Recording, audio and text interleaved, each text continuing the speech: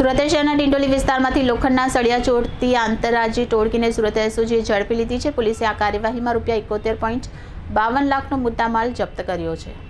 એસઓજીને મળેલ બાતમીના આધારે ડિંડોલી ભાગ્યલક્ષ્મી સોસાયટી પાસેથી આ કાર્યવાહી હાથ ધરવામાં આવી હતી। પોલીસે ચોરીના સળિયા, ટ્રેલર અને કાર સહિતની મત્તા કબજે કરી છે। તપાસમાં પ્રાથમિક અંદાજ મુજબ 56,910 કિલો લોખંડના સળિયાની ચોરી થઈ હોવાનું સામે આવ્યું છે। એસઓજી પોલીસે આ ગુનામાં સંડોવાયેલા 4 આરોપીઓની ધરપકડ કરી છે। અટકાયત કરાયેલા આરોપીઓમાં ભૈરારામ જાખડ, નિંબારામ જાખડ, પ્રદીપ ત્રિપાઠી અને પ્રદીપ શર્માનો સમાવેશ થાય છે। તમામ આરોપીઓ રાજસ્થાન અને ઉત્તર પ્રદેશના વતની હોવાનું પોલીસ તપાસમાં સામે આવ્યું છે।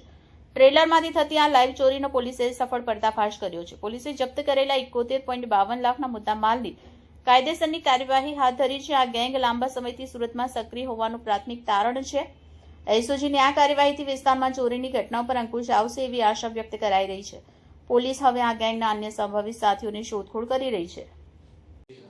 એસઓજીને બાતમી મળી હતી કે અમુક લોકો જે છે એ જે ટીએમટી સળિયા કે જે મૂળ જે સ્ત્રોત છે ત્યાંથી લાવતા હોય છે ને કોઈ બિલ્ડરને એના ઓર્ડર મુજબ આપવાના હોય છે।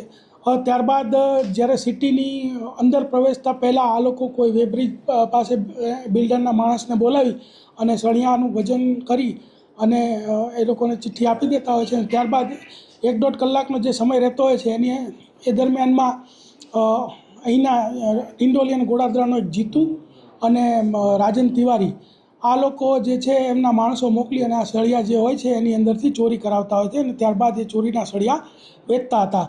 તો આવી એક લાઈવ ચોરી ચાલતી હતી। એ દરમિયાન એસઓજીની ટીમ ત્યાં પહોંચી ગઈ અને એસઓજીની ટીમને ત્યાંથી ટોટલ 32,95,000ના સળિયા કે જેનું વજન છે 59,910 કિલોગ્રામ, એક 4 વ્હીલ ગાડી 5 લાખ, એક ટ્રક 33 લાખ, એમ કરીને ટોટલ 71,52,000નો મુદ્દામાલ જપ્ત કરેલ છે।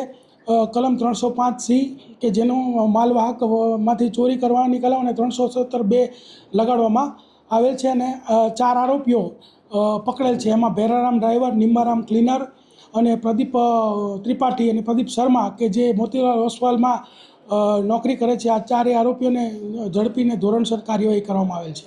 જી સર, કેટલા વર્ષોથી આ લોકો ચોરીનું કાવતરું કરતા હતા? આ લોકો ઘણા વર્ષોથી આ કાવતરું કરતા હતા અને અલગ અલગ વેપારીઓ અને બિલ્ડરોને આ ચોરીનો માલ આપતા હતા। જે તપાસનો વિષય છે ને તપાસમાં એ પણ ખોલવામાં આવશે।